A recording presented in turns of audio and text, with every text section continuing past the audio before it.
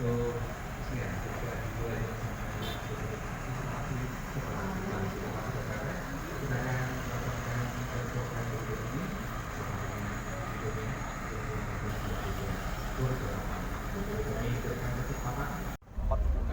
sudah nolak. Kalau sekarang kita 450 miliar. Jadi hari ini adalah groundbreaking pembangunan pusat instalasi pengolahan limbah. Ya, hari ini. Kemarin sebenarnya proyek ini sudah dimulai 2017. Dan mudah-mudahan harapan kita ini bisa tepat waktu sehingga dapat bermanfaat bagi masyarakat.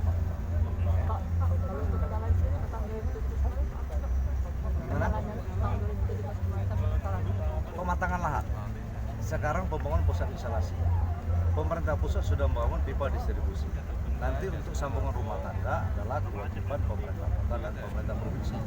Yang kurang lebih di awal 8.000 sambungan, kemudian dilanjutkan sampai 21.000 sambungan.